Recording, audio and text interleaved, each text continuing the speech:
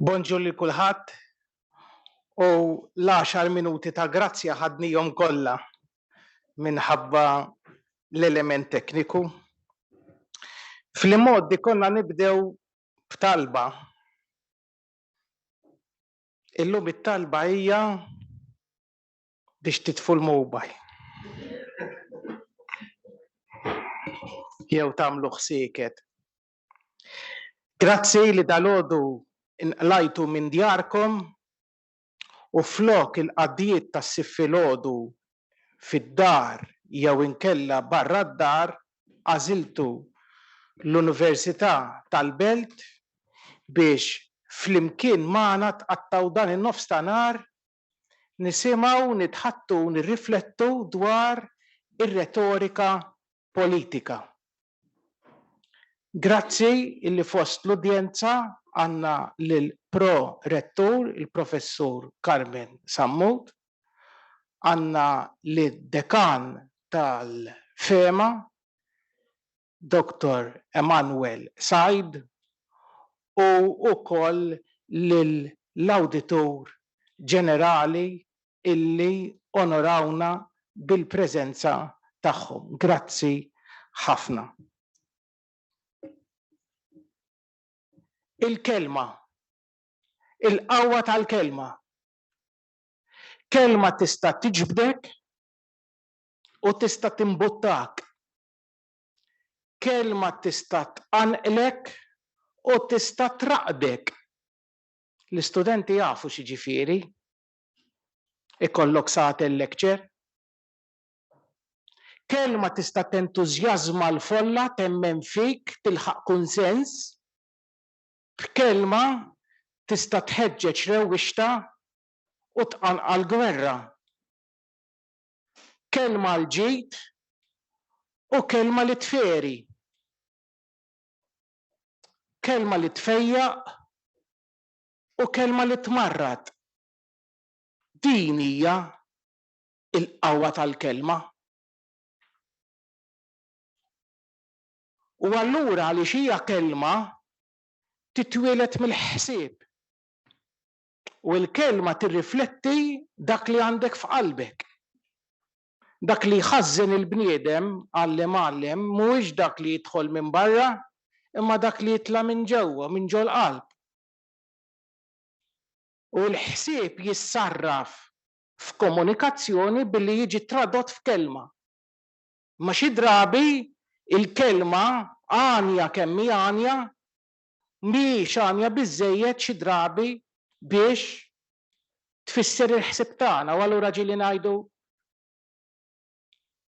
qed inkellmek bil-Malti u ma niftehmux aħseb wara mal-mara tiġrili din. Ma tfal iktar. Għaliex? Għaliex hemm tranzizzjoni bejn dak li għandek f'moħħok li sar minn dak li għandek f'qalbek biex tisparaħ birsienek fil-lingwa. Illum qed niffukaw fuq il-Malti, imma setgħet kienet kullha lingwa oħra. Dawn is-sensiela ta' konferenzi li aħna wellidnihom bħala lingwa politik din hija t-tieni waħda konsekuttiva f'sentejn. Is-sena l-oħra fakkarna l-pinna politika u letterarja ta' Oliver Friġġieri. U b'riżultat ta' hekk għandna l-pjaċir li ippubblikajna l-atti dawk illi ħafna minnkom isibuhom bħala conference proceedings. Hekk se jerġa' jiġri din is-sena wkoll. Jiġifieri il-traġitt ta' dak li ħanagħmlu llum ma jaqafx fis-sija ta' nofsinhar imma jitkompla fix-xhur li ġejjin biex nerġgħu nippubblikaw dawn l-atti. Dan it-tip ta' inizjattiva konġunta qegħdin nagħmluha bejna id-Dipartiment tal-Politika Pubblika, id-Dipartiment fl-Università li jgħallem il-politika fis-sensi kollha tagħha. Il-Malti bħat-Taljan juża l-kelma politika kemm għal dak li huwa politics u kemm għal dak li huwa policy making. Aħna d-dipartiment li nagħmlu niffaċilitaw u rridu nimpenjaw ruħna iktar biex niddemokratizzaw l-edukazzjoni politika li dal-pajjiż għandu bżonn. Però maħniex weħidna qed nagħmlu din l-inizjattiva konġunta mad-Dipartiment tal-Malti parti mill-Fakultà tal-Arti. Ma jistax ikollok Fakultà tal-Ekonomija, Management u Accountancy bi profiċjenza fil-banek, profiċjenza fil-maniġjar, profiċjenza u kwalifiki fil-insurance, profiċjenza u kwalifiki fil-politika, fil-marketing u fil-ekonomija u l-bqija mingħajr profiċjenza fil-lingwa. Għaliex inti jekk inti bankier, jekk inti taħdem ma' kumpanija ta' assigurazzjoni, jekk inti taħdem fil-qasam tal-amministrazzjoni pubblika, l-għodda li għandek hija l-lingwa. Bija trid titħaddet, bija trid tinfluwenza, bija trid tikkomunika, bija trid tilħaq konsens, bija trid tissolvi konflitt. U allura din is-sinerġija bejn fakultajiet differenti, dipartimenti differenti, aħna tal-management, l-accountancy u l-economics bħala fema għandna bżonn lill-Fakultà tal-Arti. Il-Fakultà tal-Arti għandha bżonn il-Fakultà tal-Inġinerija. Il-Fakultà tal-Inġinerija għandha bżonn il-Fakultà tal-Informazzjoni Teknoloġika u l-bqija. Irridu niftħu gwerra kontra din il-mentalità tal-kappestri ta' żwiemel.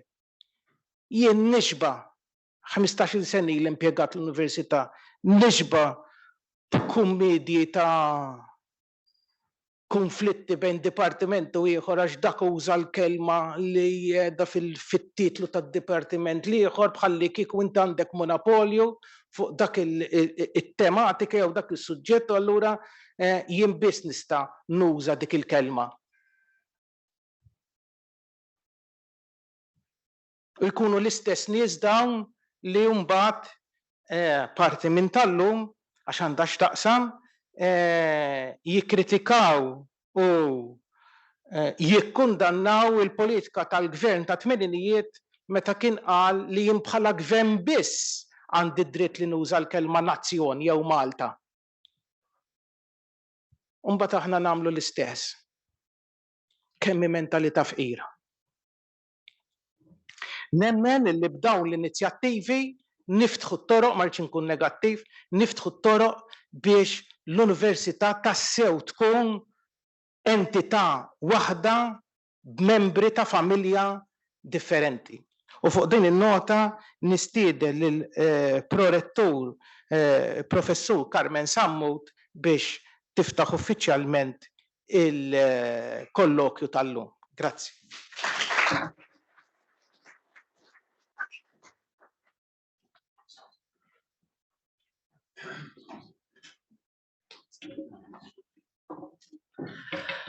Bonġu, u nirringrazzjakom li qegħdin hawnhekk illum, irrodilkom ħajru wkoll li stedintuni biex nipparteċipa f'di konferenza dwar ir-retorika politika.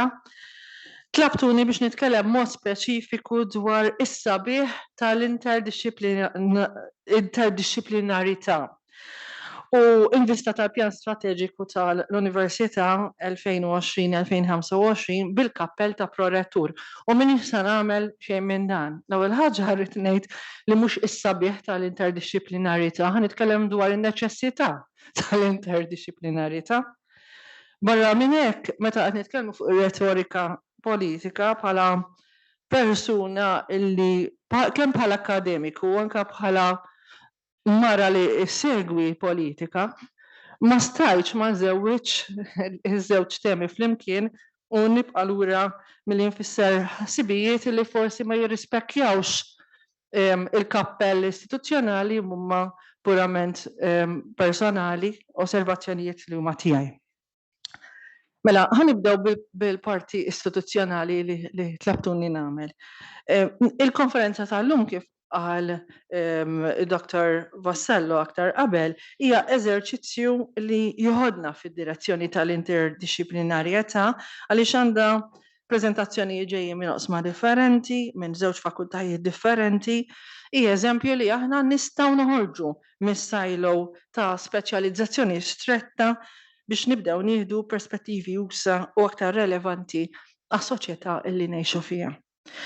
U ħanikwota l-istrateġija tal-università, jiġifieri kemm min forsi jaħseb li is-silos li kultant jinħolqu huma xi ħaġa li hija permessa, aħna mmorru lil minnha. L-istrateġija tgħid li r-responsabilità fundamentali tal-università hija li twassal edukazzjoni tal-livell għoli li isserraf lill-istudenti tagħha f'ċittadini bil-ħiliet u l-kompetenzi li bihom ikun jistgħu isostnu jkabru l-ekonomija, jtejbu l-kwalità tal-ħajja tal-komunità, inkluż tal-membri l-aktar dgħajfa tagħha u jħarsu l-ambjent soċjali u fiżiku. F'sitwazzjoni globali ta' bidli kostanti u maġla jgħid il-pjan strateġiku, l-Università jeħtieġ tipprovdi programmi ta' studju iżjed flessibbli li jkollhom element qawwi ta' multidixxiplinarjetà. Il-pjan mbagħad jiddikjara li minn barra t-tagħlim ta' dixxilpina speċifika għandna insaħħu nappoġġjaw il-kisba ta' ħiliet differenti bħal ħsieb kritiku, id-dibattitu informattiv, komunikazzjoni u diskors pubbliku kif ukoll ħiliet soċjali anke f'kuntest multidixxiplinarju. Allura, jekk hemm qasam naħseb li hu kruċjali dan l-approċċ huwa meta jiddiskutu l-politika. Mhux biss importanti l-kompetenzi biex nifhmu l-proċessi politiċi u ekonomiċi manka għaliex f'dinja dejjem aktar komplessa u interkonnessa meħtieġa tħejjija adekwata biex dak kollha li jidħlu għall-politika ikollhom il-kompetenzi biex ikunu jistgħu jservu. Aktarx għall-ewwel darba f'pajjiżna mill-indipendenza l-hawn qed naraw li bdiet tolli rasa l-apatija politika, forsi xprunata mid-diżappunt. Il-polls juruna li dawk li jkunu assenti f'elezzjoni li kieku kellha ssir għada, issa donhom saru jiffurmaw armata mdaqsa. Inkella nistgħu nsejħulhom partit ieħor li baqa' inviżibbli jew li għadu mhux fondat. Waqt li dan jista' jkun sinjal ta' distakk san u meritat mill-klassi politika kurrenti, id-demokrazija f'pajjiżna wkoll tista' tiġi mmeżża mill-aljenazzjoni minflok attiviżmu. Aljenazzjoni mxettla minn nuqqas ta' fiduċja li taqta' qalb minnu ġenwin u toħloq vakum perikolus li faċilment jimtela mill-politiċi tal-karta pesta, dawk li kapaċi jirbħu l-appoġġ sempliċiment minħabba li jafu jirewħu retorika populista. Niftakru wkoll li f'pajjiżna l-poplu kien dejjem jitqanqal bil-politika ta' Ifret u Sultan. Qabel konna nwaħlu fl-Ingliżi u konna naħsbu li l-polarizzazzjoni hija speċi ta' konfuffa kolonjali biex huma jibqgħu jiddeċiedu għalina mingħajr wisq resistenza. F'Malta l-politika ta' Ifret u Sultan, ir-retorika diviżiva baqgħu jispikkaw wara il-perjodu postkolonjali. Il-polarizzazzjoni tikkarga tant li rari insibu okkażjoni nistaqsu illum il-ġurnata min jirbaħ jekk nibqgħu daqstant mifrudin. 60 wara l-indipendenza għad daqs illum ma tinħass diviżjoni imrewħa minn forzi insidjużi li jibqgħu igawdu jitla min jitla. Niftakru li diskussjoni dwar finanzjament tal-partiti, pereżempju, li kienet waslet biex f'xi żmien fid-disajnijiet kienet wafqet il-Kummissjoni Galdet qatt ma rriżolviet dan il-punt. U mbagħad mis-snin disajn lil hawn għajna twaqqif tal-medja tal-partiti li huma subsystems tal-partiti aktar x'mod ieħor ta' kif jgħaddu l-flus mingħand in-negozju għand partiti jew ieħor lil minn kull kelb tal-assa li jeżisti.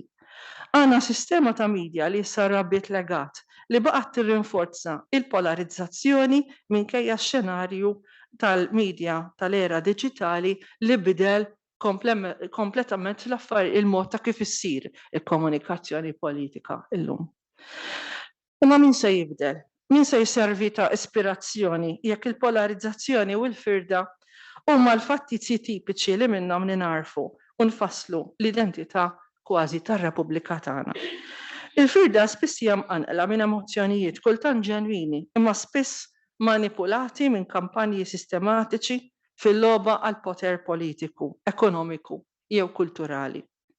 Waqt li kulħadd medji l-latika jgħajjar u jisfida, il-lingwaġġ tant sar belliġeranti u rari rispettuż.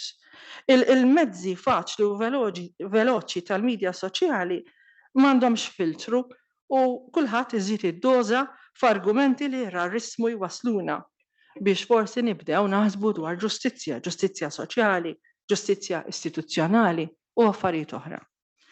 Nistqarru li f'pajjiżna minn dejjem kien jeżisti l-assassinju tal-karattru bħala mezz ta' kontroll li jwassal għal dbatija kbira għal familji ta' dawk involuti, għal iżolament soċjali u għall-esodu.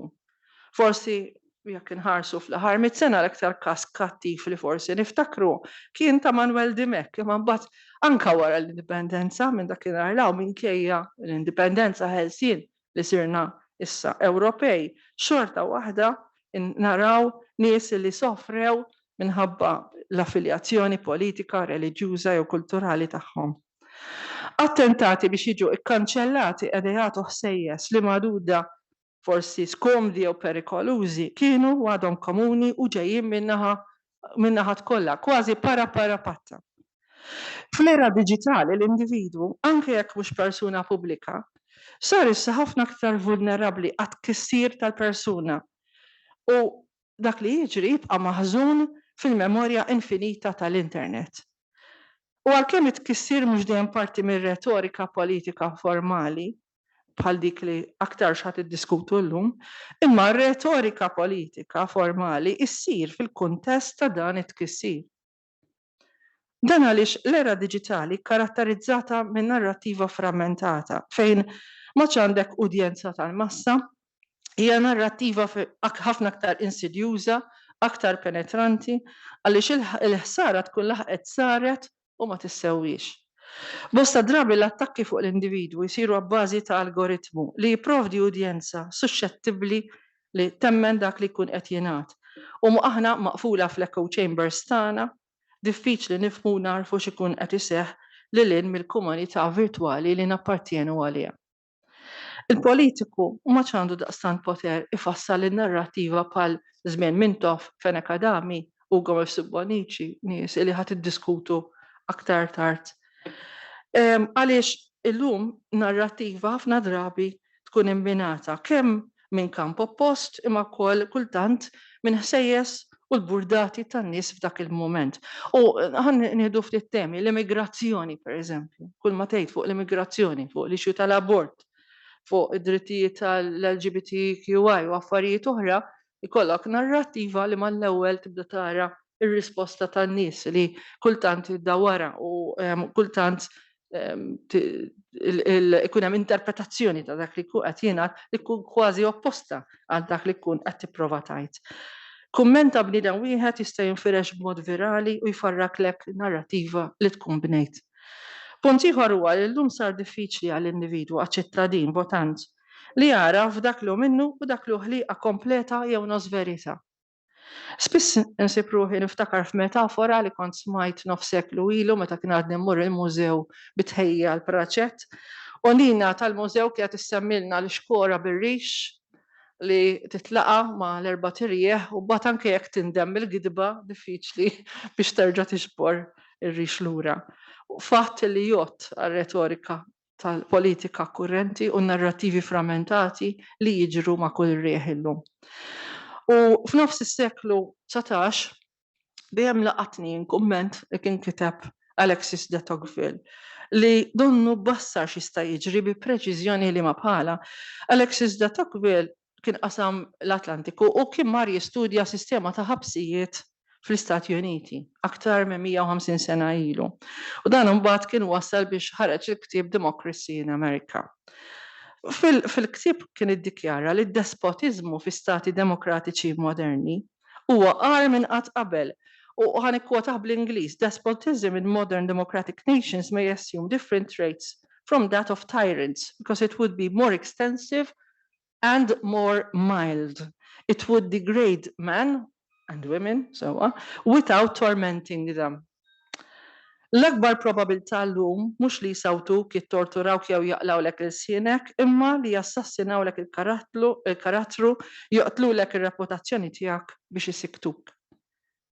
U din hija r-realtà tad-dinja tal-lum li ilna snin esperjenzaw anke fil-gżejjer tagħna, toħloq ambjent tossiku li ġelli n-nies jidħlu f'qoxorthom jew qar minn hekk, tossiċità li twassal għal esodu ta' individwi validi lil hinn mill-kamp politiku.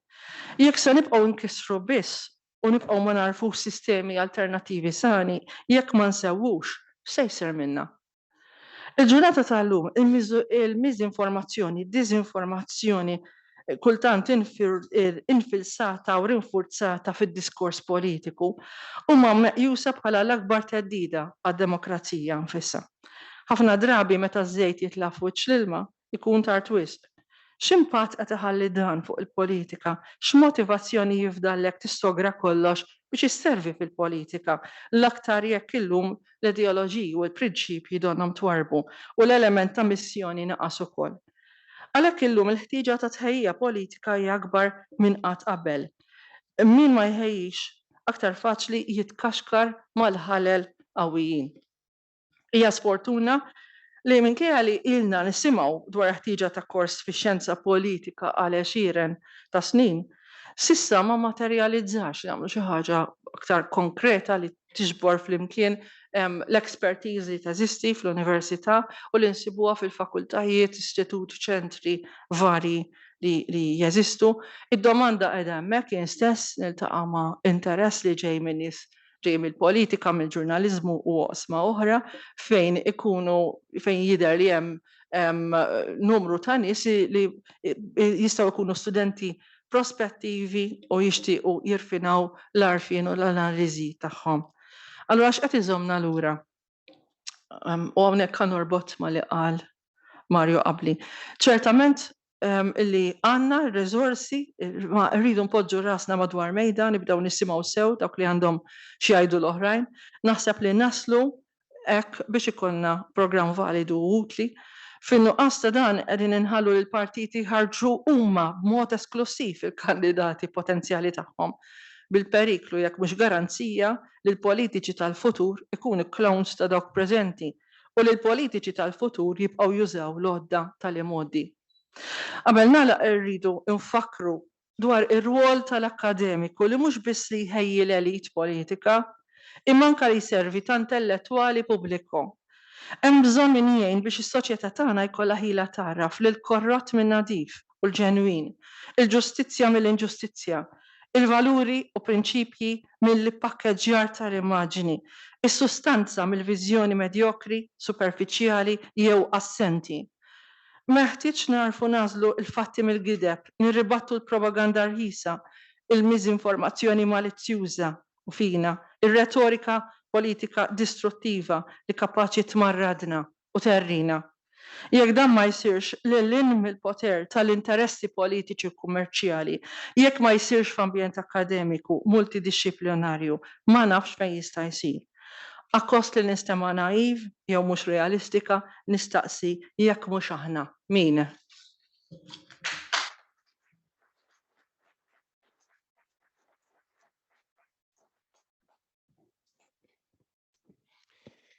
Irrid ngħid illi b'reazzjoni għad-diskors interessanti u provokattiv li għamiltilna Prof. Sammut, id-Dipartiment tal-Public Policy minn Ottubru li ġej se jkun qed ivara l-kors ta' xjenza politika u l-governanza issa full time filgħodu.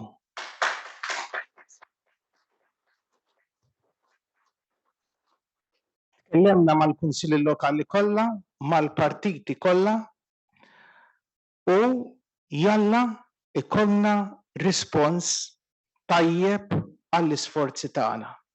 Fl-istess waqt il-politika mhijiex monopolju tad-dipartiment tagħna, id-Dipartiment tal-Malti, wieħed mill-Study Units tiegħu, il-Professur Adrian Grima huwa ir-retorika politika. Fil-Fakultà tal-Arti perswas ukoll li hemm professuri u akademiċi oħrajn li jolqxu xi forma ta' politika anka fl-edukazzjoni.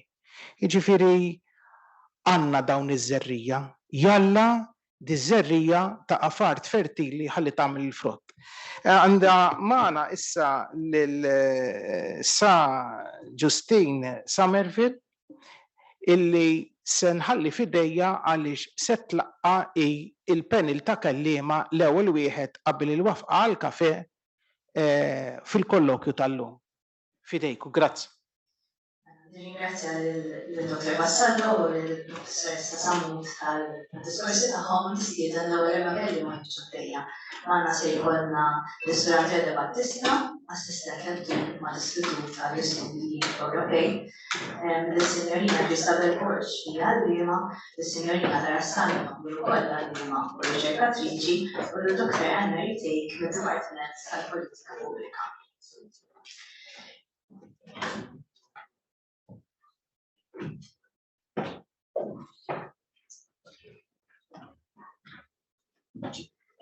Mela, kif tistgħu taraw mill-programm li qasset il-kommerzin intom-termin, l-ewwel sessjoni hija maqsuma interventi u l-ewwel intervent huwa tas-Sur Andrea Battista li se jkellimna dwar il-Knisja, narrativa reliġjuża li kitba u d-diskors li jkun intom. Bonġu.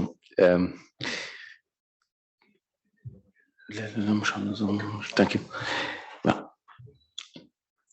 Domintov huwa magħmul huwa magħruf bħala persuna li kien iħaddem ħafna l-arti tar-retorika għal finijiet politiċi. Fuq dan inkiteb ħafna u hemm ħafna sorsi fuq biex wieħed jimxi anke għax Mintov id-diskorsi tiegħu ġeneralment kienu jkunu twal ħafna drabi anki tul ta' bosta sigħat. Hemm inqas materjal ta' riċerka dwar il-kitba tiegħu, però mir-riċerka li għamilt joħorġu ħafna osservazzjonijiet interessanti.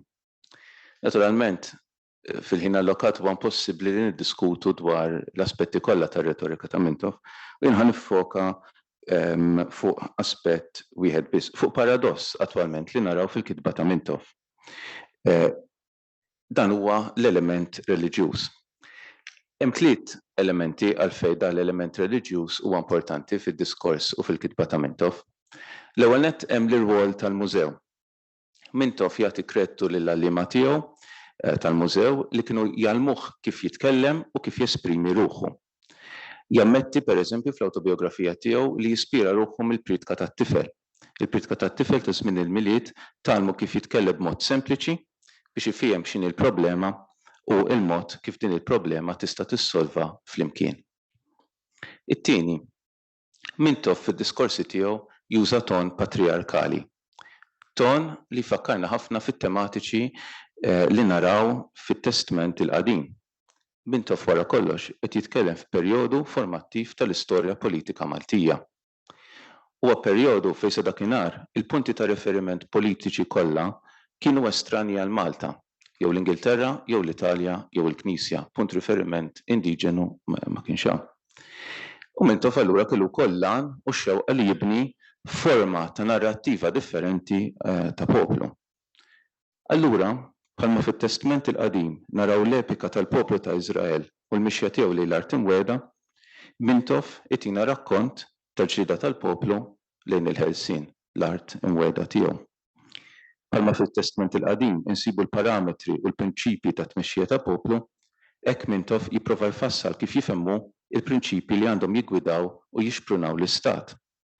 U bħalma fit-Testament il-Qadim jagħti tama għall-futur, hekk Mintov jipprova jinseġġ narrattiva ta' emanċipazzjoni futura fid-dawl ta' ġlieda kontinwa. It-tielet. Minkejja dawn l-ejjun ta' natura reliġjuża, Mintov kellu relazzjoni ta' kontrasti kbar mal-fidi u mal-Knisja. Tantu hekk li t-tema ta' reliġjon hija waħda kważi ossessiva fir-retorika tiegħu. Wieħed jista' jsupponi li dan kien minħabba l-fatt li l-ewwel nett l-Knisja kienet influwenti fil-ħajja ta' kuljum. It-tieni minħabba li l-Knisja kienet l-ikbar sfida li kellu qudiemu. Mintov il-Knisja hija avversarju li hu jrid jitħabbat magħha u dan jarah kemm meta kien tifel, meta jrid jitħabat kontra l-konformità edukattiva s-seminarju mal-Brothers. Mbagħad iktar tard mal-konvenzjonijiet ta' żmien u li jipprova jitħabat magħhom. Tantu hekk li mbagħad eventwalment u anki jammetti li hu agnostiku. Il-ħajja politika tiegħu iġibu fi skontru dirett kontra l-Knisja. Pereżempju, nikkwota pamphlet li kiteb fl-1961, Priests and Politics in Malta. U jakkuża li l-kleru huwa l-iktar grupp b'saħħtu f'Malta. Huwa jpoġġi ħtija tal-kolonjaliżmu purament fuq il-kleru. Huwa jgħid li mingħajrhom l-Ingliżi ma kienu qatt jidħlu Malta u skont Mintoff mingħajr il-kooperazzjoni tagħhom il-fortizza Ingliża ma kinitx iddum 160 sena. Mintoff iżid iddoża, il-Gvern kolonjali u l-ġerarkija tal-Knisja jiddeskrivihom bħala tewmien kriminali tal-governanza f'Malta. Fi kteheb ieħor jakkuża l-Knisja Kattolika li tadotta teknika nazzista biex tissopprimi l-libertà tal-kelma u tal-kuxjenza. Il-kleru jsejħilhom priest politicians, anki biex jenfasizza dil-kollużjoni li hemm bejn l-awtoritajiet ċivili u dawk ekklesjastiċi. Minkejja din l-ostilità lejn il-Knisja, Mintoff juża lingwaġġ pseudo-reliġjuż. Pereżempju, dokument li jippubblika ftit ġranet qabel il-referendum tal-indipendenza isemmih il-Kalvarju tal-ħaddiem. Il-kelma Kalvarju hi ovvjament referenza reliġjuża. Jiddeskrivi l-indipendenza bħala waħda li tpoġġi l-interess klerikali qabel kollox, hawnhekk nikkwotah. Rebħa bħal din għal Borċ Olivier tkun tfisser ukoll li l-qassisin ikollhom is-saħħa legali li jwaqfu f'Malta dittatorjat klerikali wisqar u li jdum iktar minn dak li hemm fil-Portugal ta' Salazar u fl-Ispanja ta' Franco. Mintoff, ovvjament, huwa wkoll xettiku dwar min jinqeda bir-reliġjon għal skopijiet politiċi. Jipprova jbiddel anke l-mod kif kienet tiġi interpretata l-istorja ta' Malta. Pereżempju, ma tantx juża kliem komplimentari dwar l-Ordni ta' San Ġwan f'Malta. Huwa jgħid bl-iskuża li qegħdin jiddefendu r-reliġjon dawn ħaqru lil Maltin u trattawhom ftit aħjar mill-ilsira. Wara l-elezzjoni tal-1971, il-mass meeting isir il-mezz ta' komunikazzjoni prinċipali ta' Mintoff. Il-kitba issa tieqaf u id-diskors jiffoka aktar fuq. Hemm bosta diskorsi, jiena żilt wieħed biss, għad id-diskors f'April tal-1981 li taħ liż-żgħażagħ soċjalisti u hawnhekk qed itih f'kuntest tal-ġlieda bejn l-Istat u l-Knisja fuq l-iskel tal-Knisja. Mintoff hawnhekk jagħmel tqabbilha interessanti ħafna. Qabel lilu nnifsu qabel Partit Laburista mal-Enċikla Buddisti tal-Illuminizmu. U jgħid li dawn tkellmu kontra il-jett divin tar-rejiet li jgvernaw. Naturalment, jespandi fuq it-talim tal-Illuminizmu kif jifhmuhu, hawnhekk ħanikwotah. Dan qed jitkellem Mintoff. Dawn qalulhom hekk. Alla ħalaq lil kulħadd xorta waħda. Kulħadd tintu barra twilet. Kulħadd xorta waħda ħalqu u meta għamel ix-xemx ma qalx issa din ix-xemx tiddi fuq in-nobbli u ma tiddix fuq il-fqir. Meta tax-xita ma qalx issa din taqa' fuq ras il-kontessa u fuq ras il-bidwi ma taqax. Ix-xemx għamilha għal kulħadd. Ix-xita għamilha għal kulħadd. Il-Mart għamlu għal kulħadd. U m'hemmx privileġġi lil min se jorqotlaw u lil min se jorqtulhem. Hawnhekk, ovvjament, f'da diskors joħorġu ċar l-allużjonijiet bibliċi għal Mattew kapitlu 5 vers 45. Dan huwa diskors ukoll jekk inkomplu naqrawh li juri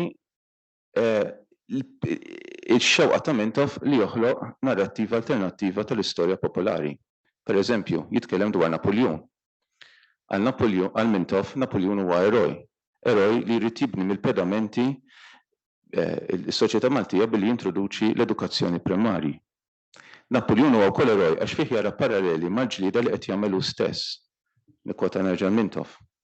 Tinsewx li Napoleon kien għadu kif ġej mir-Rivoluzzjoni Franċiża, fejn il-kleru, il-kardinali, bil-papa b'kollox kienu marru kontra tagħhom. Kienu xewxu lid-dinja kontra tagħhom. Mod li f'Malta l-kelma ġakbini ma kienx tfisser dak li tfisser band oħra, jiġifieri li wieħed irid irriforma, jew li jrid ineħħi l-ħażin u jagħmel it-tajjeb, iżda kienet tfisser wieħed ixxellerat li hu l-ar bniedem. Insomma, li hu qattil tal-erwieħ. Tifhmuni intom. Ir-referenza hawnhekk hija ċara għal min kien ikun qed jisma' għall-udjenza tiegħu. Anki għax wieħed mill-iktar posters kontroversjali fi żmien l-internet kien proprju akkuża Mintoff li huwa qattil tal-erwieħ. Mintoff juża din il-kritika biex jipprova jbiddel il-mod kif għandna nħarsu lejn eroj popolari. Per eżempju, wieħed mill-eroj li Mintoff jipprova jikkritika huwa Michael Sherry. Naturalment, il-kritika li Mintoff jagħmel lil Michael Sherry hija waħda li nqeda biha biex jikkritika lill-Knisja. Jgħid Mintoff, wara li telaq Napoleon, dawn ir-riformi li saru lil Napoleon spiċċaw kollha u l-Knisja reġgħet kollha għalli kienet. U tal-da irringrazzjaw lil Michael Sherry. Mintoff ipinġi l-Knisja bħala istituzzjoni ta' poter u jħeġġeġ is-segwaċi tiegħu biex jisfidawhom. U hawnhekk neġa' nikkwota Mintoff. Għajdulhom, intom meta kellkom is-saħħa f'idejkom għal qassisin ħsibtu, intom mhux skejjel bnejtu, intom bnejtu kunventi, bnejtu ħafna affarijiet għalikom u għall-poplu ma għamiltu xejn. U ovvjament juża dat diskors biex jagħmel kuntrast ma' dak li minna li ħamel il-Gvern Soċjalista. Mintoff però joqgħod attent fuq ħaġa. Mintoff joqgħod attent li ma jħawwadx il-Knisja mat-tagħlim jew id-dogma tal-Knisja, mat-tagħlim ta' Kristu. Fil-fatt Mintoff jgħid hekk. Imma mhux jeħel kulħadd u nagħtu l-impressjoni li qisna aħna se mmorru kontra Kristu, immorru kontra merċieqa kemm tridu għax ma naqblux miegħu u qalgħu dal-inkwiet kollu u ħadd aktar. Ovvjament hawnhekk Mintoff qed ikun naqra ekonomiku dwar il-verità tal-fatti. Però interessanti il-mod kif jibni l-argument Mintoff. Għalih huma l-prinċipji soċjalisti li huma eqreb lejn it-tagħlim tal-Knisja u jakkuża l-Knisja li qed titradixxi dak li suppost temmen fih mhix qed tkun koerenti. Mintoff pereżempju juża t-tattika li kien juża ma' l-Arċisqof Gonzi li l-merċieqa ma jsejjaħlux l-Arċisqof ma jsejjaħlu s-sur merċieqa. Fis-snin design wara li jkun tira mill-Prim Ministru, Mintoff jerġa' jibda jikteb fil-ġurnal The Malta Independent. U interessanti li Mintoff id-diskorsi jsiru kważi esklusivament bil-Malti. Il-kitba ssir esklusivament bl-Ingliż. L-unika darba li kiteb Mintoff bil-Malti, l-unika pamphlet li start insib ta' Mintoff bil-Malti kien traduzzjoni ta' xi ħaġa li kiteb oriġinarjament bl-Ingliż. Imma dan huwa xara iktar. Fid-disajnijiet, l-antiklerikalizmu ta' Mintoff jibqa' hemmhekk. Però ir-riflessjoni tiegħu fuq il-Knisja u l-fidi huma iktar komplessi u ovvjament jinqeda wkoll bil-argumenti reliġjużi biex jgħaddi ċertu botti politiċi. Juri ċertu ammirazzjoni lejn it-tagħlim ta' Kristu li hawnhekk isejjaħlu in-Nazzarenu, imma għandu diffidenza lejn ir-reliġjon organizzata. Joħroġ ukoll ċar f'dan il-perjodu li jqis it-twemmin politiku tiegħu bħala forma ta' reliġjon. Nieħu eżempju wieħed, jiġifieri artiklu li kiteb The Malta Independent f'Awwissu tal-1993. Mintoff jipprova jibni paralleli bejn il-politika u reliġjon. Għalih it-tnejn li huma azzjonijiet ta' fidi, iżid id-doża. Skont Mintoff, il-politiċi għandhom ikunu bħal Ġesu u l-Apostli li mhux sempliċiment ħarsu biss b'mod astratt lejn ir-ruħ tal-bniedem, imma kellhom ukoll esperjenza tal-ħajja permezz tax-xogħol li jagħmlu. Jerġa' jżid id-doża. Jibni l-analoġija tiegħu fuq l-eżempju ta' San Pawl. Dan ma biddilx id-diska skont kemm ċabċfulu jew sawtuh. Naturalment hawnhekk Mintoff mhux qed jippritka b'mod astratt, qed jgħaddi botta. Hija botta ċara hawnhekk qed nitkellmu fuq l-1993 lejn il-mexxej tal-Partit Laburista, Dr. Alfred Sant, li dak iż-żmien kien qed jipprova jintroduċi stil ta' tmexxija ġdida fih dan il-partit. Għal Mintoff u jagħmilha ċara, kwartieri ġodda, stil ġdid u stazzjon televiżiv ġdid mhux biżżejjed biex wieħed isib il-fidi politika. U biex nagħlaq. Dan in-nuqqas ta' distinzjoni fi ħsieb Mintoff bejn il-fidi u l-politika li il-politika ssir kważi l-fidi tiegħu, issir il-fidi tiegħu, u di l-ossessjoni kważi patoloġika fuq il-Knisja m'għandix tissorprendina. Fl-autobiografija tiegħu pereżempju huwa jgħid li biddel il-fidi kattolika tiegħu u jsejħilha The Childish Catholic Faith mal-kleru soċjalista. Għal Mintoff il-politika hija forma ta' reliġjon, anzi tieħu post il-fidi. U dan jaf jgħinna nifhmu illa għaliex Mintoff kien ikun daqshekk aħrax fid-diskorsi tiegħu u fl-azzjonijiet tiegħu. Dawk li ma kinux jaqblu miegħu ma kinux biss qegħdin juru differenza ta' opinjoni, imma kienu qegħdin jattakkaw artiklu ta' fidi li hu tant kien jemmen fih. Mod ironiku kien jaf ikun dommatiku, daqskemm kien ikun dommatiku l-Kattoliċeżmu li hu tant kien jgħid li jdejqu. U mhux biss id-dommatiżmu li kien idejqu kien jiddeskrivi l-Knisja bħala istituzzjoni aċċana l-poter, medjevali, teoloġija antinisranija li toqtol il-kuxjenza soċjali u tixpruna l-ipokrezija. U għedt li dawn kien li waslu għall-umaniżmu soċjalista. Fl-istess waqt hemm il-paradoss li l-istil retoriku tiegħu huwa influenzat mill-Knisja. Naraw dan ukoll fil-kitbiet tiegħu fejn għandek il-poplu tiegħu il-ġrajja tal-ħelsien u kif da għenu jasal lejn l-art imweda. Osservazzjoni żgħira biex nagħlaq. Fil-waqt li Mintoff jiġħad il-Kristjaneżmu huwa xorta juża l-lingwaġġ tal-fidi, però hija fidi differenti. Fidi soċjalista fejn hu jista' jservi ta' qassis il-kbir, profeta u salvatur. Grazzi.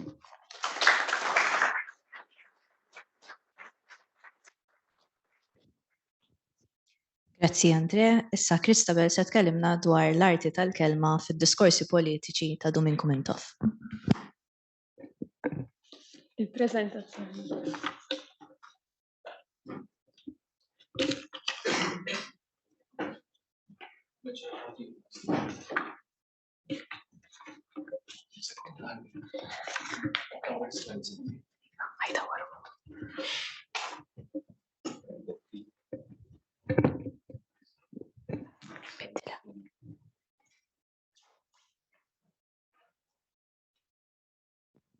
L-slides mhumiex li jaqblu mad-diskors, il-PowerPoint li jmiss.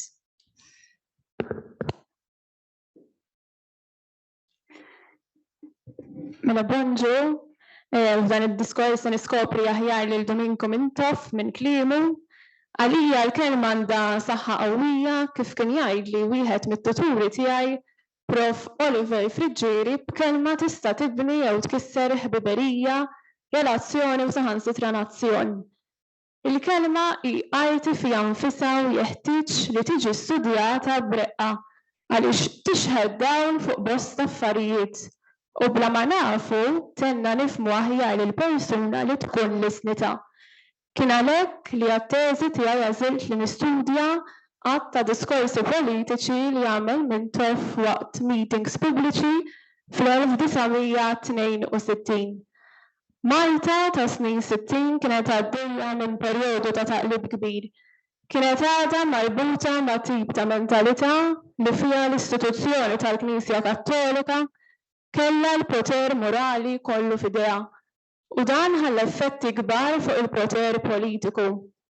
Mintoff bħala l-mexxej tal-Partit Laburista u l-Kurja kienu għaddejjin bil-ġlieda politika ekklesjastika. Ir-rabja li kienet qiegħda tikbes f'Mintoff minħabba qatt ta' restrizzjonijiet ħarġet fid-diskorsi mqanqla tiegħu. Il-kelma interdett innifisha kienet tesprimi tajjeb il-konflitt bejn iż-żewġ naħat, il-ħajt li tella bejniethom u kienet tinstema' sew fil-pjazza meta l-miġema kienet tinġabar għal xi mass meeting. Mintoff f'diskorsu kien kapaċi jinqeda bil-lingwa ta' kuljum biex wassal messaġġ politiku lill-partitarji tiegħu b'lingwa li fil-fatt mhix ta' kuljum u li ma' żmien uriet li kellu ħila rettorika mhux tas-soltu. Dan għamlu bit-tħaddim ta' bosta ġbijat figurattivi fost diversi strateġiji rettoriċi. Qabel xejn Mintoff jirnexxielu jinqeda bil-metafora konċettwali. Tip ta' metafora li tixref fil-ħajja ta' kuljum, mhux biss fil-lingwa, iżda wkoll fil-ħsibijiet u fl-azzjonijiet tal-bniedem. Din il-metafora jagħmilha tidher importanti, akbar u aħjar, billi jagħtiha ħajja ġdida anki jekk kienet tkun purament konvenzjonali. Fid-diskors tal-21 ta' Jannar, Mintoff jinqeda bil-metafora konċettwali tal-fqir bħala frotta għax il-frotta hija s-sors tagħha u l-fqir huwa l-mira. U jispjega kif fit-tfulitu s-sajt u hawn ikkwota lil Mintoff tgħaddi omrok tiddiskla tasar il-fqir. Jekk kont ħalli kollox għal ruħek, kollox jinħafer u ssir ruħ tajba. Għadd li l-kelma frotta ma tingħadx espliċitament mill-kelliem, inħoss li l-udjenza setet femet mal-ewwel x'kien qiegħed ifisser Mintoff bil-verb tasar. Huwa verb li tipikament jiġi assoċjat ma' frotta bħal xi lumija li tingħasar. F'dan l-eżempju Mintoff iħeġġeġ lill-udjenza titloq mid-dominju tal-frott biex tkun tista' tifhem id-dominju tal-bniedem. pass li jċekkel l-fqir, ġala darba persuna tibda tiftijem f'termini ta' xi ħaġa li mhijiex persuna. Fil-proċess tal-għasir, il-fratta titlef is-sustanzi u l-vitamini ewlenin tagħha. Tiġi mġela tarmi lilha nfisha biex tingħata lil ħaddieħor ħalli jagħmel li jrid biha. L-għasir fil-bniedem ċertament huwa għasir karatterjali u personali. Il-metafora konċettwali mħaddma tiffoka fuq il-mument li fih il-fratta tinqata biex tingħasar. Kif isostnu Lakoff u Turner, il-mument tal-qtuħ huwa l-mument tal-mewt. Għaldaqstant, din il-metafora konċettwali mhijiex qiegħda tuża ċ-ċiklu tal-ħajja tal-fratta biex tfehhem mill-udjenza xi stadju partikolari f'ħajja il-bniedem, imma l-ħajja li nqatet u ntemmet ħesrem mingħajr ebda dinjità. Mintoff irnexxielu jorganizza b'mod ġdid ukoll is-similitudni f'diskorsu. Pereżempju fid-diskors tal-4 ta' Frar 1962, Mintoff ixebbaħ il-ħolqien ta' dnubiet il-ġodda min-naħa tal-Knisja Kattolika mal-moda. U hawn nerġa' nikkwota l-Mintoff. Insaqsuhom lil dawn li ħarġu b'dawn il-ħafna dnubiet ġodda, qisu moda, daqqa dublet twil u daqqa dublet qasir, daqqa kappell lawn u daqqa kappellem. Bħalma l-moda tinbidel il-ħin kollu, hekk ukoll kienet jiġri bil-ħolqien ta' dnubiet il-ġodda. Mintoff iqabbel qasam li suppost huwa spiritwali u reliġjuż ma' qasam li huwa maħluq mill-bnedmin biex jagħti pjaċir lil min isegwih. B'hekk dan ix-xebħ jirriduċi valur spiritwali f'oġġett materjali. Il-ħajja relattivament qasira li kien ikollha bid-dnubiet il-ġodda fid-diskors tal-4 ta' Frar ixebbaħa ma' imbit li żvinta, issa sar ħall. Fl-isfond ta' tinixbija li joħloq Mintoff hemm aktar xilqaw li jgħid li l-ħall qatt ma sar imbit, imma fir-rakkont tiegħu jaqleb il-proċess. L-udjenza bħalli kieku setet tara quddiem għajnejha l-imbit jinbidel f'ħall wara ftit li jkun inżamm bla tapp. Bl-istess mod l-udjenza setet tara il-Knisja tabbanduna qatt ta' kmandamenti u dnubiet ftit wara li toħloqhom. Għal poeta romantiċi l-imbit iferraħ u jaqqat lill-familji imdawrin mal-mejda tal-ikel. Fil-poeżija l-Iddilja, pereżempju Dunkarm jindirizza l-Iddilja daqs li kieku kienet bniedma oħra tad-demm u l-laħam. Iddilja li tonfoħ il-emba lewn id-deb li jilma. Sabiex biha jfawru l-btieti b'imbit safi. L-imbit li jsemmi Mintoff ftit li xejn għandu x'jaqsam mal-imbit tar-romantiċi. Fid-29 ta' April Mintoff jispjega kif li kieku ma kienx għall-moviment tal-ħaddiema kieku hawn nikkwota l-Mintoff, in-nies għadhom jinbijaw bħalma kienu jinbijaw is-siġġijiet. Il-ħaddiem jixxebbaħ mas-siġġijiet li kienu u għadhom jinbijaw fis-suq. Is-siġġu u bla ħajja ma jitkellimx, joqgħod fejn qiegħdu. Iġorr it-toqol ta' min joqgħod bil-qiegħda fuqu. Tagħmel li trid bih. Ma jesprimix l-emozzjonijiet u l-weġgħat tiegħu. Għaldaqstant ix-xepp tal-ħaddiem mas-siġġijiet minnu nnifsu jċekken u jirriduċi lill-bniedem għal oġġett li hu nieqes minn kull umanità u ħajja.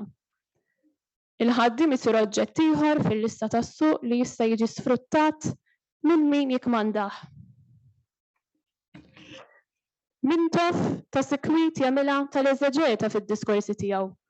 Huwa u jagħmel kontraeżami verament konvinċenti tal-parabboli użati kontrih u kontra l-partitari laburisti. Ngħidu aħna fil-11 ta' Marzu, Mintoff jaqbad il-parabbola tal-Iben il-Ħali użata mill-Arċisqof Gonzi kontra l-Partit Laburista u jagħmel dekostruzzjoni ta' dik l-applikazzjoni li fil-fema tiegħu hija żbaljata u mnawra. Mintoff ma jaċċettax li l-partit tiegħu jixxebbaħ ma' Liben il-Ħali. Minflok jistaqsi b'mod retoriku jekk il-Partit Laburista talabx jew irċevix xi sempal ta' Liben il-Ħali. Imbagħad jistaqsi jekk id-daqqiet fuq rasek li implika li tagħtom lill-Knisja Kattolika tistax tberbaqhom. B'dan il-mod jinqeda bis-sarkażmu biex jattakka l-awtorità morali tal-Knisja. Għal-iskontu, il-Vanġelu minflok tużah biex ixxerret il-valuri ta' Kristu, tużah biex teqret l-edewa tagħha u biex tkabbar id-distanza bejn aħna u huma. Il-bir tal-lingwaġġ li ta' spiss itella minnu huwa t-test Bibliku u miegħu il-lingwaġġ tal-Bibja li daħal u sar parti mill-lingwaġġ tal-poplu. Dan il-lingwaġġ ma jixrifx biss meta Mintoff ikun qed jitkellem direttament fuq ir-reliġjon. Il-battalja li kienet għaddejja fil-pajjiż jiddeskrivija bħala qaddisa. Is-sħubija mal-Partit Laburista permezz ta' miżata li titħallas ifissirha bħala mammudija.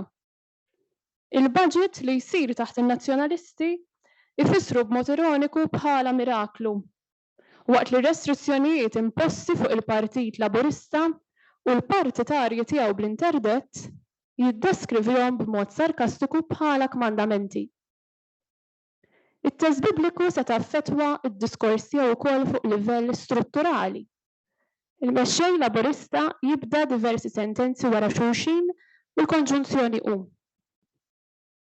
U għarid jipproponi li din it-tip ta' tħaddin tal-policy indeto fil-bidu ta' sentenzi jidħu l-vuċi pubblika.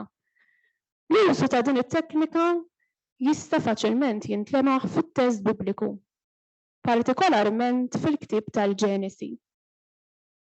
Kif isostni Prof. Simon Merċieqa, dan jista' jkun li seħħ billi Mintoff kien iħobb jikkonsulta l-Bibja biex ikun jaf kif għandu jindirizza il-kwistjonijiet li kienu qegħdin jinqalgħu fil-ġlieda bejn l-Istat u l-Kurja. Fl-aħħar nett nixtieq nikkummenta dwar it-tħaddin tar-ripetizzjoni bħala waħda mill-għodod stilistiċi ewlenin tiegħu. Id-diskorsi tiegħu urewni li meta titħaddem sew, ir-ripetizzjoni ma tirrepetix. Kull ripetizzjoni differenti. Ripetizzjoni tal-istess anafora jew epifora jista' jkollha funzjonijiet u skopijiet differenti. Il-kelliem iqajjem diversi mistoqsijiet retoriċi. L-ebda mistoqsija mill-istess, anki jekk saħansitra jirrepeti l-istess mistoqsija ftit wara li jkun qala jew f'partijiet differenti tad-diskors jew minn diskors għal ieħor. Kull mistoqsija retorika bħal kull strateġija oħra ma titħaddimx darba biss imma tibqa' tfittx f'kull diskors biżżejjed forza. Ir-retorika ta' Mintoff tinqeda b'elementi tal-lingwa li diġà jeżistu biex jorganizzahom mod ġdid ħalli jkun jista' joħloq il-ġdid. Għalkemm il-kelliem jorganizza b'mod ġdid, xorta waħda jippreżenta l-ġdid daqs li kieku kien ta' kuljum u ordinarju, dirett u sempliċi biex jiftiem mill-kotra miġbura qudiemu. Aspett ewlieni li laqatni jienu nanalizza d-diskorsi ta' Mintoff kien is-sens ta' ħeffa li bih juża u jinqeda bil-lingwaġġ figurattiv kemm fuq il-livell tal-kelma u l-frażi kif ukoll fuq il-livell ta' diskors. Dan il-lingwaġġ ħalla fl-udjenza sens ta' euforija għal kliem li kienet qiegħda tisma' u rnexxielu jolqotha fil-laħam il-ħaj.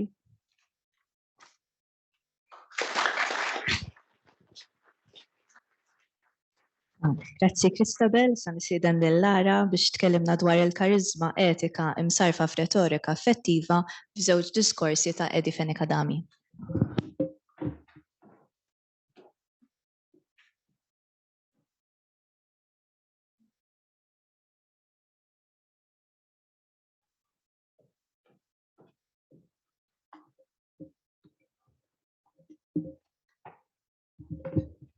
Bonġur lil kulħadd.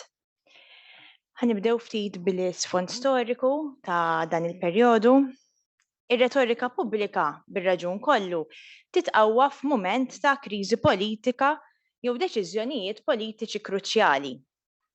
Id-diskorsi politiċi tal-1981 u l-1982 seħħew f'kuntest kontroversjali u uniku fl-istorja politika Maltija. Il-kampanja elettorali li waslet għall-elezzjoni ta' Diċembru, li kif stqar Oliver Friġġieri ipproduċiet riżultati li Mintoff stess stqar li kien pervers. Dan għaliex il-Partit Laburista kiseb il-maġġoranza ta' siġġijiet fil-Parlament u l-minoranza ta' voti waqt li l-Partit Nazzjonalista kiseb il-maġġoranza tal-voti u l-minoranza ta' siġġijiet. Bħala mexxej relattivament ġdid b'4 snin biss ta' esperjenza meta mqabbel mar-rival tiegħu Dom Mintoff bi 32 sena fil-politika, Fenek Adami irid jistabbilixxu lilu nnifsu permezz ta' kliemu u emilu sabiex jikseb il-fiduċja tal-maġġoranza tal-poplu Malti. L-isfidi tiegħu f'dawk is-sentejn kienu fuq żewġ livelli. Fuq naħa il-paċifikazzjoni tat-tensjonijiet li żviluppaw bejn iż-żewġ partiti u fuq in-naħa l-oħra il-kriżi kostituzzjonali maħluqa mir-riżultat pervers tal-elezzjoni. Aktar il-qudiem żdiedet sfida oħra, din id-darba internazzjonali għat-tisħib ta' Malta fl-Unjoni Ewropea. Fenek Adami rrikorra l-ewwel dialogu bħala forma ta' medjazzjoni mibdija bit-tweġibiet pubbliċi għal dak li jkun stqar l-avversarju politiku tiegħu f'diskorsi preċedenti, imbagħad b'reazzjonijiet intensi mill-Partit Nazzjonalista, fosthom il-bojkott lil Xandir Malta, l-assenza mill-postijiet tax-xogħol fl-imnarja, l-assentejiżmu parlamentari u l-mass meetings verament kbar. Fenek Adami, avukat, politiku, kap ta' familja u bniedem bi prinċipji demokristjani.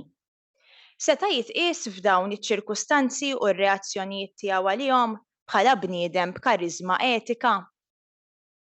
Wara kollox x'inhi l-kariżma etika? Oriġinarjament il-kariżma etika kellha definizzjoni ta' natura reliġjuża kif enfasizza Rudolf Soms meta qal li il-kariżma ġejja minn Alla u s-servizz li tevoka l-kariżma huwa wieħed impost minn Alla u huwa awtorità li taqdi lill-Knisja u mhux lill-komunità lokali. Filwaqt li aċċetta din id-definizzjoni dogmatika, Max Weber jikkonkludi li f'dan il-kuntest esklusivament divin pjuttost ipprojbit lill-politiku, għajla seta' jkun hemm is-sens ta' kariżma politika. Għalih il-qofol tal-kariżma jinsab fit-talent individwali, fil-persuna monija b'sejħa naturali biex tiddedika l-omor sħiħ tagħha għal missjoni partikolari. Il-mexxej kariżmatiku, oratur effettiv li jispira fis-segwaċi tiegħu fiduċja sħiħa fit-twettiq ta' eżekuzzjoni straordinarja jew ta' bidla radikali fil-prinċipji, mhux neċessarjament ikun qed jimxi fuq prinċipji etiċi. Matul iż-żmien bosta mexxejja kemm politiċi kif ukoll reliġjużi tqisu bħala kariżmatiċi. Skont dan il-kriterju waħdu jistgħu jitpoġġew flimkien figuri magħrufa bħal Ġesu Kristu, Mahatma Gandhi, Mosè, Adolf Hitler u Benito Mussolini. Eżempji storiċi li Carl J. Friedrich jqishom bħala kategorija problematika għax anke psikoloġikament dan it-tlaqqih flimkien ta' demagogi, kapijiet ta' movimenti totalitari u fundaturi ta' reliġjonijiet huwa ambigwu. Din il-ġemma kontrastanti ta' personaġġi b'motivi opposti fi spazji kulturali differenti għandha tnebbaħna li t-terminu kariżma mhuwiex intrinsiku għal morali tajbin, għad li jeżistu kariżmi etiċi wkoll f'personaġġi li lesti jilqgħu l-opinjonijiet tas-segwaċi tagħhom waqt li jħaddmu wkoll valuri sodi li lesti jaqsmu mal-udjenza tagħhom fl-interess komuni. John Quincy Adams, is-Sitt President tal-Istati Uniti, kien jemmen li l-kellim pubbliku u l-morali sodi għandhom jimxu id fit u jiddikjara dan b'mod espliċitu fil-ktieb tiegħu Lectures on Rhetoric and Oratory. L-intenzjoni ta' argumentazzjoni loġika hi li tħalli l-impatt fuq l-udjenza billi timmodifika l-konvinzjonijiet tagħha u tipprova tikseb qbil bejn il-mentalità tal-oratur u tas-semmija, aktar milli timponi r-rida tagħha b'kontroll. L-etika u l-morali mhumiex kwalitajiet dittatorjali, iżda gwida li tħalli lis-semmija fil-libertà biex jiġbdu l-konklużjonijiet tagħhom minn dak li jkun qed jingħad. Ħafna kummentaturi politiċi jqisu l-karriera pubblika ta' Fenek Adami bħala waħda karatterizzata minn bilanċ bejn il-kariżma meħtieġa fil-politika u l-etika li tqis il-valuri, l-opinjonijiet u l-interessi tal-komunità, kif jaffermaw Francis Zammid-Dimek u Michael Frendo meta jiddiskrivuh bħala raġel li lest jisimak, li lest jilqa' suġġerimenti il-kritika tiegħek. Il-kariżma etika għalhekk tirrikjedi li l-oratur ma jibqax biss kelliem li jindirizza lill-udjenza tiegħu, iżda jsir ukoll semmi ħattif li jikkunsidra l-effetti tar-retorika tiegħu stess. Din il-kariżma etika issa ħanuri kif hija manifestata fid-diskors retoriku ta' Fenek Adami. Fenek Adami għala id-diskors tal-4 ta' Diċembru tal-81 billi jikkommetti ruħu għal azzjonijiet li mhux ser jagħmel b'implikazzjoni politika li l-vendikazzjonijiet u l-inugwaljanza kienu azzjonijiet esklusivi għall-gvern attwali. Gvern nazzjonalista ma jagħmilx vendikazzjonijiet, iqis lil kulħadd bħala ċittadin ugwali bħall-oħrajn, anke lil dawk li ma jivvutawlux. Basta dawn wara r-rebħa jagħmlu semhom biex fil-pajjiż ikun hawn il-libertà u d-demokrazija u jkun pajjiż maqut. Shane Perelman jiddistingwi bejn żewġ tipi ta' indirizz. Wieħed lill-udjenza speċifika blan li jipperswadi, iwassal lill-udjenza taġixxi billi jistaqsi, jargumenta u jagħti raġunijiet, u l-ieħor lill-udjenza universali blan li jikkonvinċi, iwassal lill-udjenza temmen li dak li qed jgħid huwa minnu.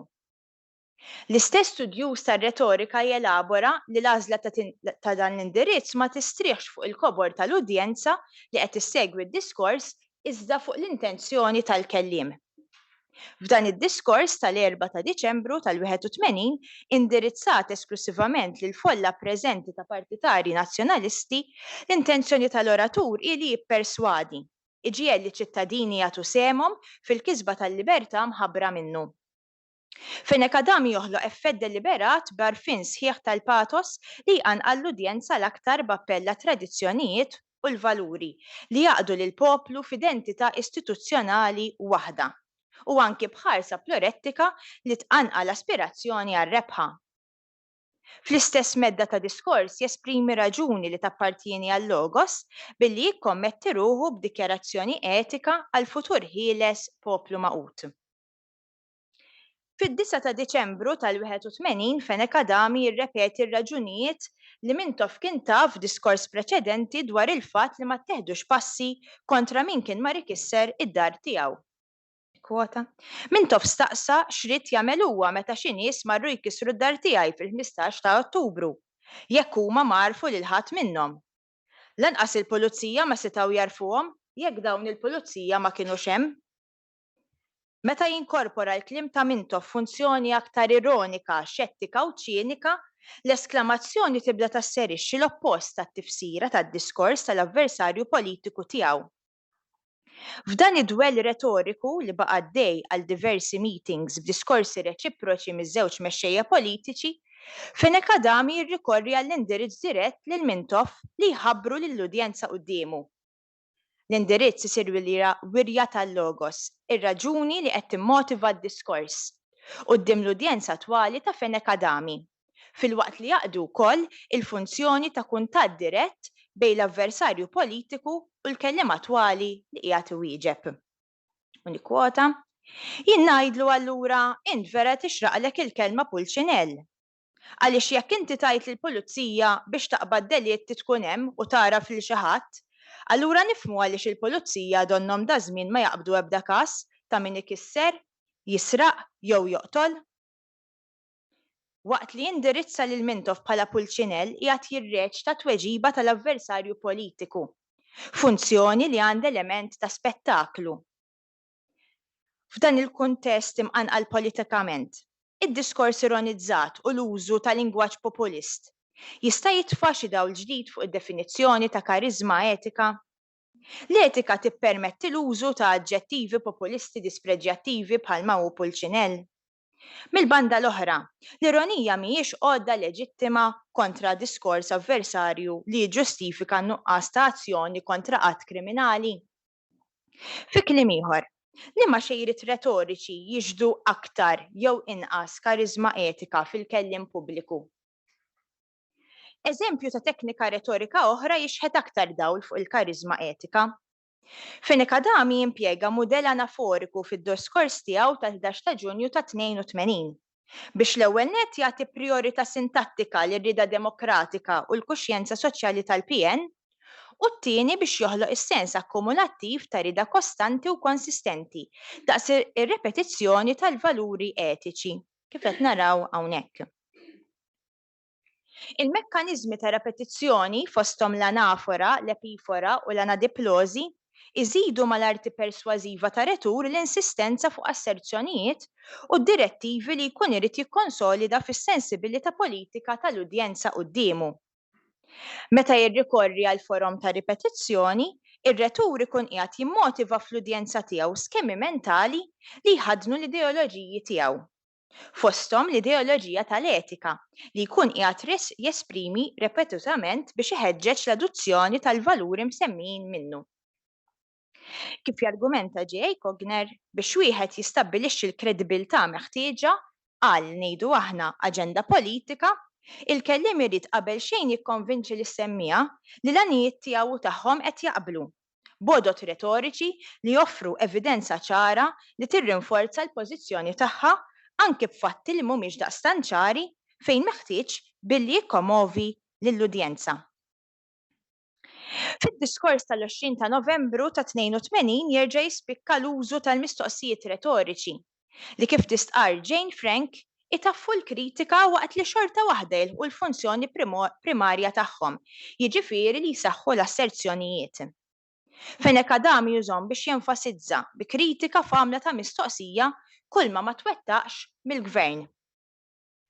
Fejn huma dawk il-miljuni li suppostaw ix-xogħol lil ħaddiem Malti la darba xogħol ma hawnx? Fejnhom il-fabbriki kollha?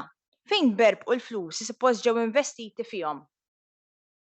Fil-kritika tiegħu tal-ġrajiet politiċi li preċedew it-tmeninijiet jindirizza lil folla b'mistoqsijiet retoriċi li minflok jirrikorru għal konfrontazzjoni u jinstigaw il-vjolenza jappellaw għal valuri industrijali u soċjali b'ton etiku. Dan ir-retur li tgħammed bin-nar ta' avversarji politiċi li wkoll kellhom potenzjal retoriku ġie ffurmat biex jilqa' l-isfidi storiċi tal-perjodu politiku tiegħu b'kariżma etika li l-kull minnu tagħha kien aktar xi sħubija fl-Unjoni Ewropea. Kollox ma kollox Fenekadami sikwita klassifikat bħala kap strumentali u effettiv saħansitra mir-rivali tiegħu inqeda bil-kariżma etika sabiex imexxi lil poplu lejn għażliet kruċjali għal pajjiż. Ukoll lejn prinċipji bħax-xogħol, il-ġustizzja u l-libertà. Valuri li għalih deru ħtiġiet kruċjali f'mument storikament kritiku għal pajjiż. Permezz tar-retorika kariżmatika tiegħu idderieġa l-partitarji lejn bidla meħtieġa fl-istituzzjonijiet u fit-tmexxija tan-nazzjon. Ngħidu aħna fit-tmexxija ta' Xandir Malta u tqassim tad-distretti mill-Kummissjoni Elettorali. Bħala kap retorikament effettiv, żamm il-partitarji maqudin fi żmien meta l-Partit Nazzjonalista ħtieġlu jifforma front wieħed maqut u sod quddiem ċirkustanza unika ta' gvern f'minoranza. Il-kariżma etika u r-retorika tiegħu tant ippenetraw fis-segwaċi li kellu f'dan il-mument illi perswadew lil ħafna membri tal-partit u tal-pubbliku ġenerali jingħaqdu flimkien f'orjentament politiku ġdid. Dan jixed kemm kelliem politiku jista' jkun interessat primarjament fil-futur, iżda fl-istess ħin jinqeda bil-ġrajiet passati u preżenti fil-ħila espressiva tiegħu biex bl-arti tal-persważjoni etika jikkonvinċi l-maġġoranza tal-poplu li dak li qed jisħaq fuqu huwa l-aqwa eżitu għal ġejjieni. Bħala oratur ta' kariżma etika b'konvinzjoni morali f'dak li qed jistqar, Fenek Adami ħaddem it-tekniki retoriċi fosthom il-metafora, l-anafora insistenti fuq il-motiv u l-ironija u s-sarkazmu bħala għodot infilsati f'mistoqsijiet retoriċi sabiex jindirizza l-problemi attwali tan-nazzjon u jwassal lil poplu għal deċiżjonijiet li taqbel jew ma taqbilx magħhom żgur ma tistax tinnega li qed ngħixu r-riżultat tagħhom illum. Ir-retorika għalhekk tissarra f'realtà magħxa. Għalkemm ir-regoli retoriċi huma universali, dawn jirrikjedu li jiġu adattati skont miri politiċi konsistenti ma' żmien. Madankollu, il-valuri, il-morali u l-etika jibqgħu xejriet ammirevoli minħabba l-universalità tagħhom, mingħajr lok għal aġġustament li jarra il-prinċipji sodi tal-kelliem. Grazzi ħafna.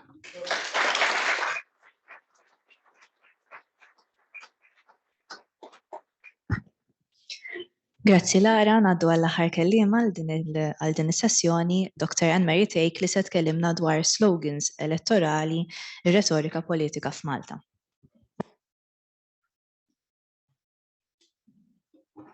Bonjour.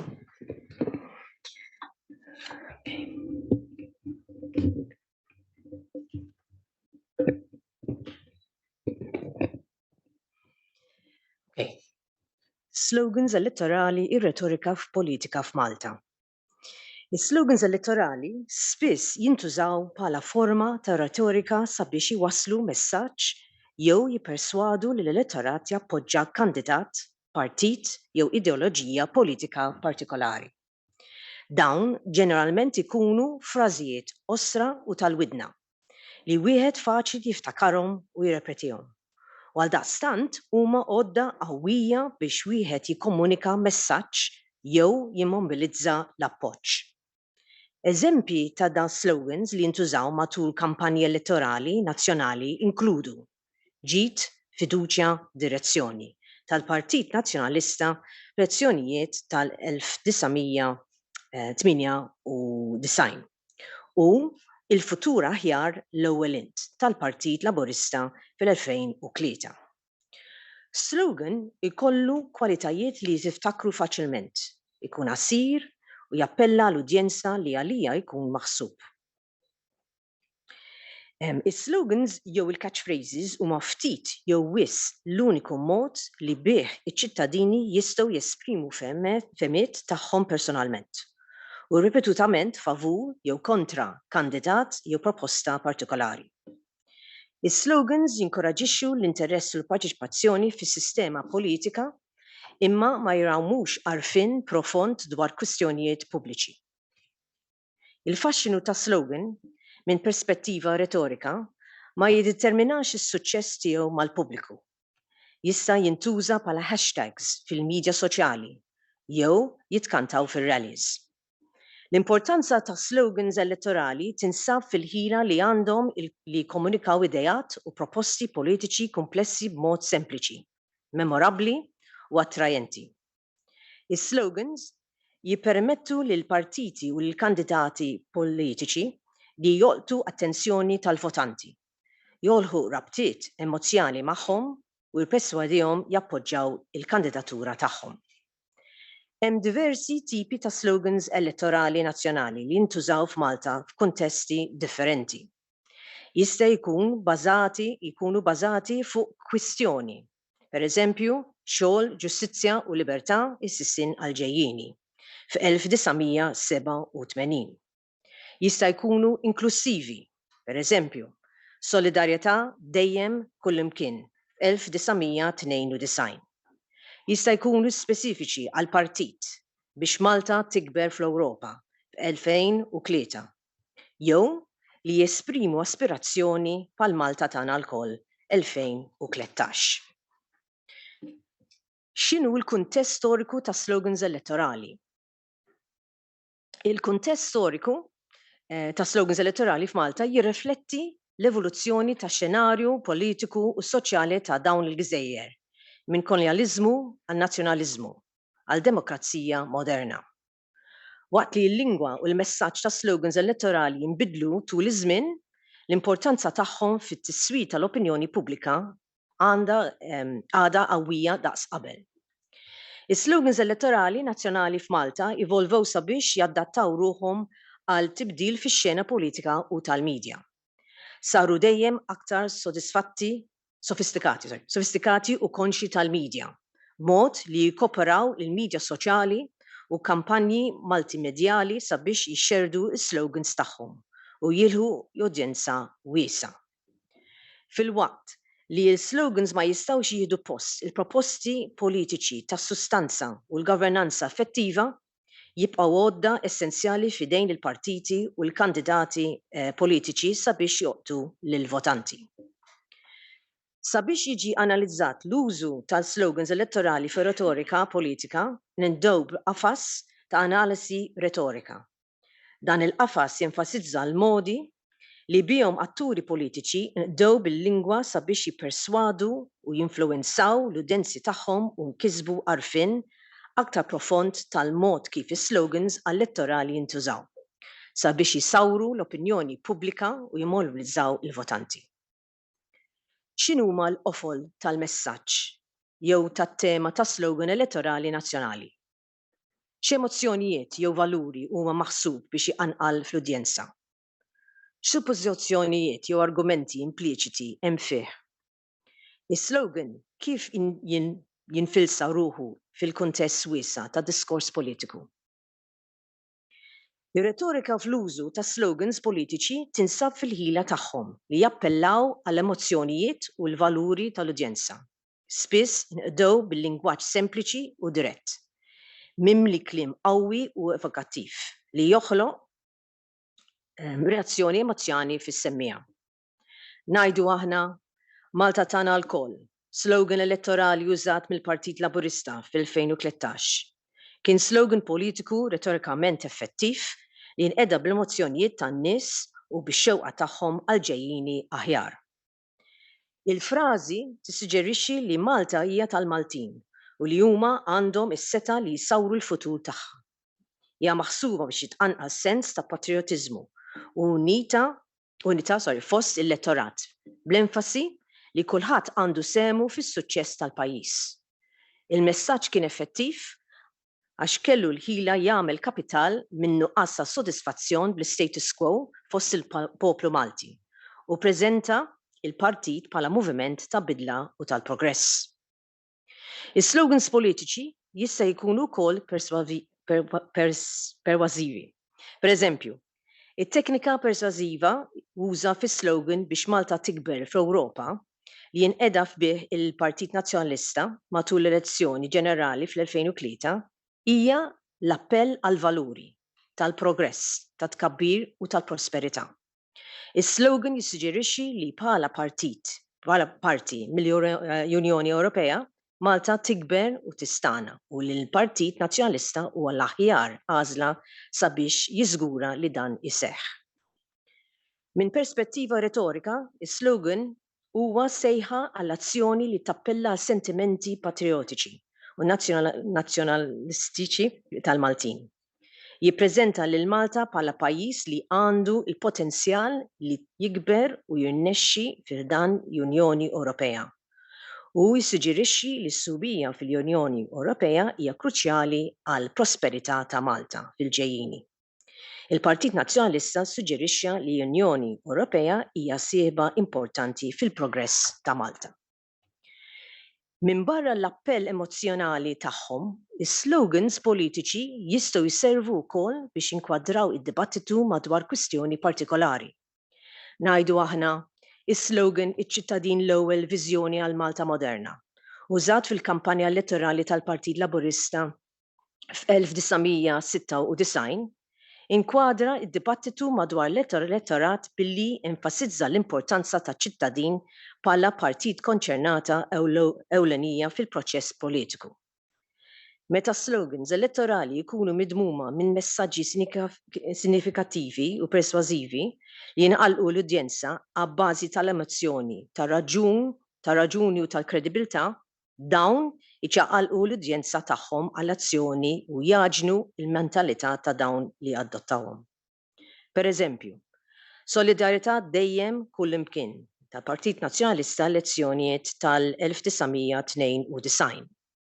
Slogans li jintużaw sabiex jinvolvu lil-votanti fid-dialogu kostruttiv u jippromovu proposti politiċi ta' sustanza.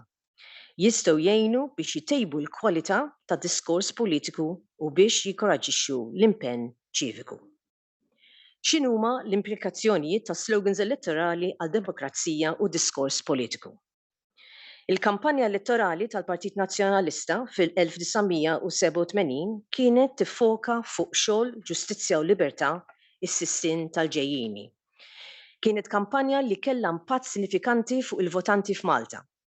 Il-messaġġ tal-Partit Nazzjonalista kien qed jippromovi dawn il-valuri li bihom Malta setgħet tikseb il-progress u l-prosperità meta dawn l-elementi kienu neqsin.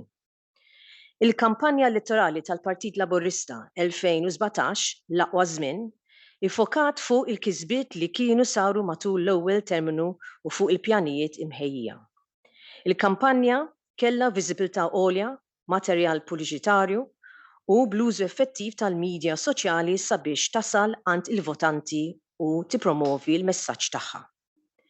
Matul l-aħħar snin kien hemm ċaqliqa fil-fokus tas slogans elettorali f'Malta, b'enfasi ikbar fuq kwistjonijiet ta' governanza u ta' kompetenza iktar milli tal-ideoloġija.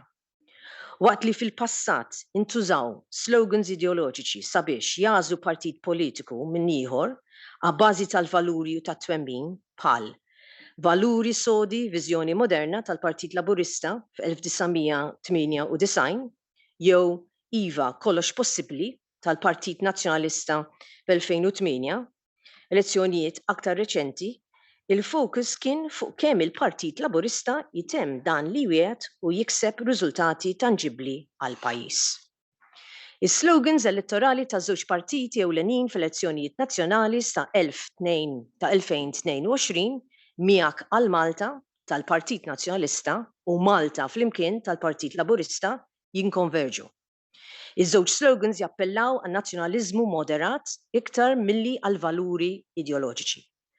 Minflok ma jimmiraw għal kategoriji speċifiċi bħal negozjanti u l-ħaddiema jew għal valuri bħal ġustizzja soċjali, l-għażliet ta' konsumatur jew il-meritokrazija, it-tnejn jappellaw għal inqas denominatur komuni.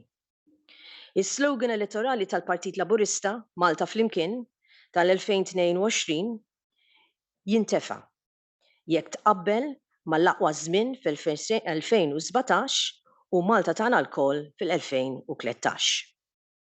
Min-naħa l-oħra, miegħek għal Malta tal-2022 jiffoka fuq il-Partit Nazzjonalista waqt li jien nagħżel Malta fil-2017 jiffoka fuq l-elettorat.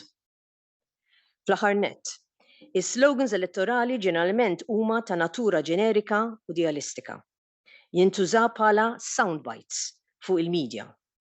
Huma ġeneralment pożittivi u inkoraġġanti u maħsuba sabiex jinniżlu sens ta' kuntentezza.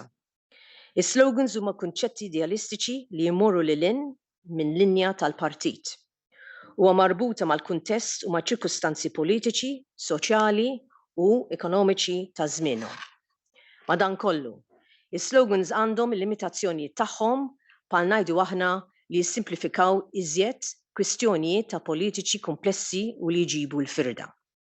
Is-suċċess ta' slogans fil-promozzjoni ta' valuri demokratiċi jiddependi fuq il-partiċipazzjoni ċivika informata u fuq id-dialogu politiku kostruttiv. It-trasparenza, il-kontabilità u rispett lejn il-valuri demokratiċi għandhom iservu ta' gwida fl-użu ta' slogans elettorali nazzjonali. Il-programm elettorali għandu jkun il-focus, waqt il-slogans għandhom biss iservu biex jispiraw id-dialogu. Il-partiti politiċi għandhom jinżammu responsabbli għabbażi tal-programm elettorali tagħhom. Bl-istess mod kif inħatar kap eżekuttiv li jiġi ġudikat għabbażi tal-prestazzjoni tiegħu fl-modi tal-istrateġiji li jipproponi. Illum, is-slogans elettorali donhom għaddew mill-enfasi fuq il-valuri u twemmin tal-partiti politiċi għal enfasi fuq il-ħila tal-partiti li jgvernaw mod effettiv u jiksbu ir-riżultati. Grazzi.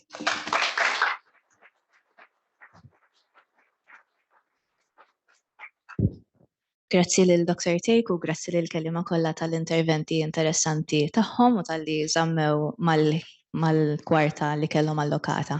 Għandna ftit ħin għal mistoqsijiet jew għal kummenti min-naħa tal-udjenza.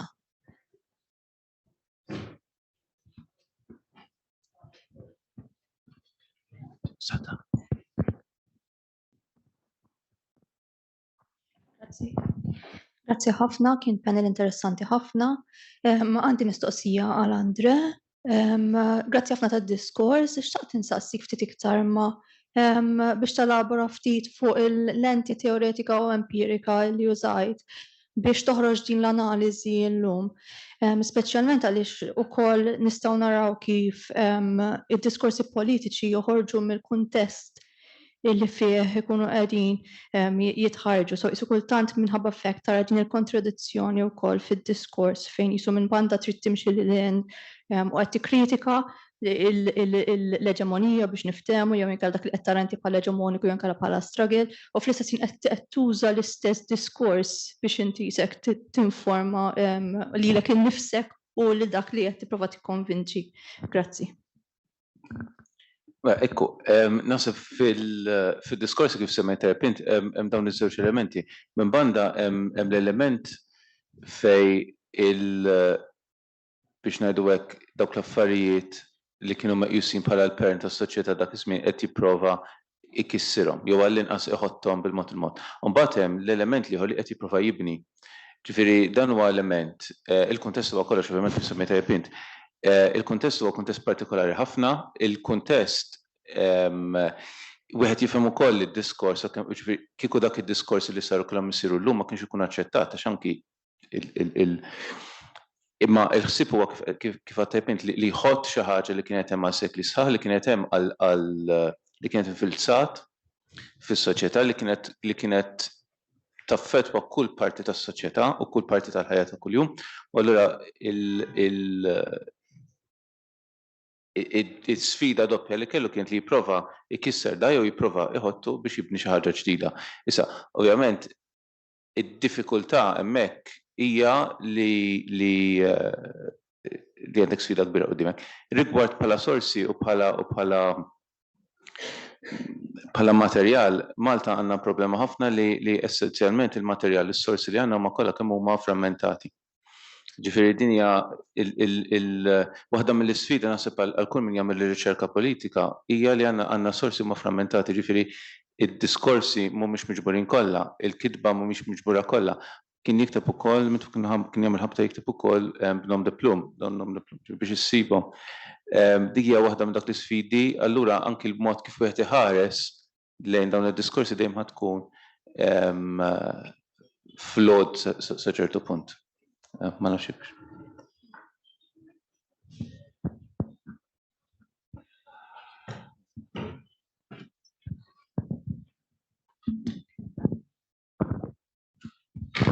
Nsemmilkom, nirringrazzjakom ħafna tal-diskorsi tagħkom. Jiena ġejja mill-għalqa ta' soċjoloġija, allura ħadd gost li Lara minn għalija Sanjo semmit il-Max Weber fil-kuntest tal-karizma.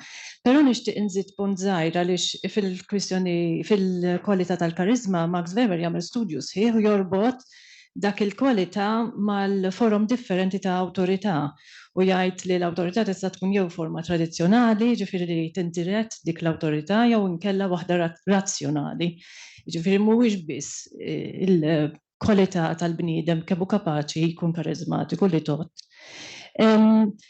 It-tieni komment kien fuq il-parti tal-bidu tal-introduzzjoni ta' dan din il-biċċa xogħol illum, għal fatt li jien peress li nagħlem is-soċjoloġija u s-soċjoloġija huwa suġġett politiku ħafna, nassigurakom li meta jien nagħlem bil-Malti ikolli klassi ħafna iktar dinamika u attiva milli meta nagħlem bl-Ingliż. Meta nagħlem bl-Ingliż, is-soċjoloġija, ikolli klassi ħafna iktar kwieta. Issa min rid jifhem. Grazzi.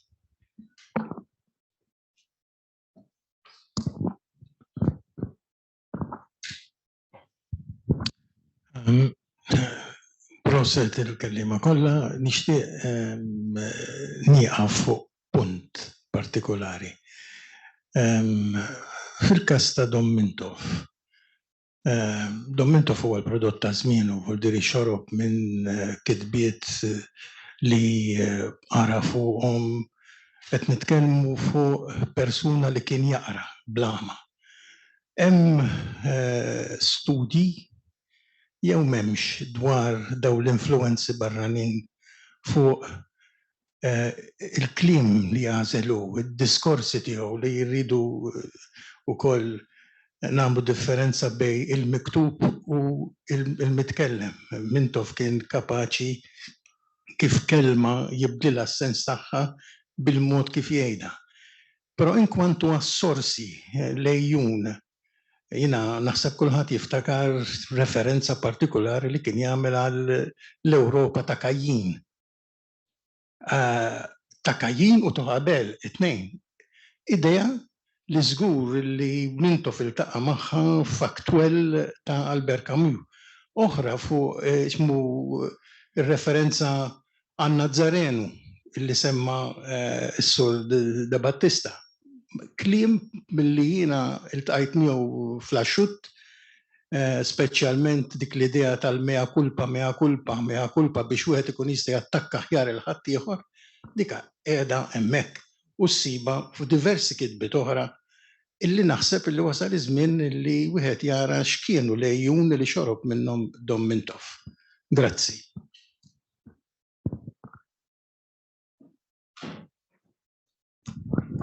Herman Farrugia, ringrazzja l-panel kollu, verament struit u format.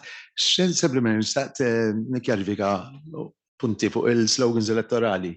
Li ovvjament huma differenti mit-titli li ġili jingħataw li programmi elettorali, għax ovvjament il-slogans elettorali evolvow biex ikun hemm anki il-media influence u l-propaganda fit-toroq, eċetera, għal-punt ta' prattiċità saru iktar osra. Biss jidher ċar li hemm evoluzzjoni minn elezzjoni għall-oħra fl-istess linja u ġieli korreġa ċertu nuqqas li seta' ngħata f'programm slogan ta' qabel. Pereżempju f'Alfred Sant, niftakar żewġ elezzjonijiet li semmejt, l-ewwel kien iffukat biss fuq egoizmu. Inti, l-ewwel int. Ikkorreġa bl-istess kelma l-ewwel imma ċittadin l-ewwel, ikkjarifika l-elezzjoni ta' qabel. Ta' nazzjonisti li fil-1979 fi frar, l-aħħar frar kienet l-ewwel darba li fil-Kumitat Eżekuttiv kien diskuss u approvat il-midja, il-triq li kena tittieħed biex eventualment Malta tiġi literalment l-aċċessjoni ta' Malta fil-Komunità Ewropea. Alla volja dak kien ġara minħabba ċirkostanzi industrijali u ta' demokrazija li ovvjament kienu ħadu l-fokus prinċipali, dak il-konċett primordjali laqqas biss ġie aċċennat kemm fil-programm elettorali anke anqas fil-slogan tal-elezzjoni tal-1987. Ħaġa oħra li xtaqt ninsemmi fuq slogans huwa fil-208 ta' Dr. Gonzi, l-slogan kien eżatt replika tal-slogan kien uża Nicolas Sarkozy ġo Franza, ensemble tout devient possible. U biss hawnhekk indikajt inti li huwa kollox possibbli. Iva kollox possibbli. Fil-fatt fil-slogan kien Iva flimkien kollox possibbli. U fil-slogan ta' Dr. Gonzi tieni wieħed imbagħad fit-2013 assistejna l-evoluzzjoni ta' fuq dak li l-elettorat kellu jikkonsidra jikontempla fuq is-suċċessi li kien hemm u fejn seta' morna aħjar. Mela waqt li pereżempju Dr. Muscat kien għamel speċi assunzjoni ġenerali u qasira, il-nazzjonisti fil-fatt kellhom kjarifika għax semmew il-punt tal-edukazzjoni saħħa u għalhekk imbagħad ix-xogħol. Dak kien parti minn slogan stess. Ġifieri il-slogan ma kienx qasir, kien anki jinvolvi il-punti fuq xiex seta' speċi jiftaħar fejn diġà kien hemm bażi u li kellha tissaħħa. Ġifieri sempliċement punti li forsi jikkarifikaw l-evoluzzjoni ta' slogans ma' żminijiet mal-kampanji elettorali.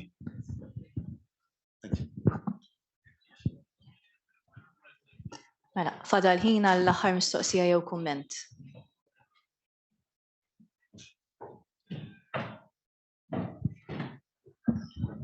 Napprezza u nirringrazzja l-inizjattiva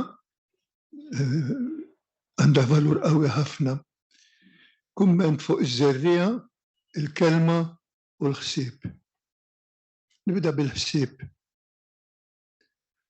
Il-ħsieb u l-kelma u l-qalb huma doni tan-natura lill-bniedem.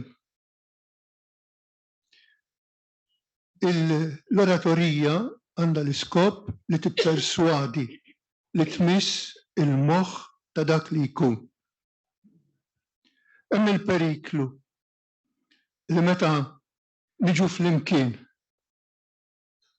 u noħorġu b'idejat, noħorġu b'ideoloġija, ikun hemm it-tendenza li nitilfu l-individwalità tagħna u niġu nirraġunaw bil-mentalità kollettiva. Il-ħafna isiru wieħed. Hemmhekk hemm perikli. Ikun interessanti ħafna li fost l-inizjattivi li qed jittieħdu li semmew fid-diversi fakultajiet tal-università ikun hemm koordinament propju biex mill-teoriji jew minn dak li jiġi studjat immorru fil-prattika. Jiena għadni m'iniex perswas li bejn dak li il-ġid kollu li jsiraw, l-evoluzzjoni kollha li ssiraw, mhix se tkun biżżejjed biex tagħmel ir-rivoluzzjoni fil-kamp ieħor, fil-kamp politiku. Hawnhekk issemma l-eżempju ta' bejn id-diversi fakultajiet.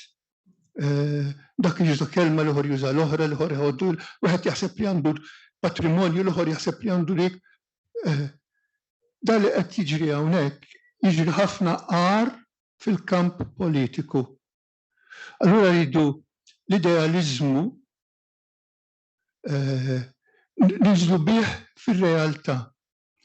U bl-evoluzzjoni tal-ħsieb nagħmlu rivoluzzjoni fejn hemm bżonn li ssir. Nirringrazzja l kulħadd. Grazzi ħafna tal-kommenti tagħkom. Id-diskussjoni tista' tkompli ma' Bella Cafe fl-ispazju li hawn barra din is-sala u niltaqgħu hawnhekk ftit minuti oħra.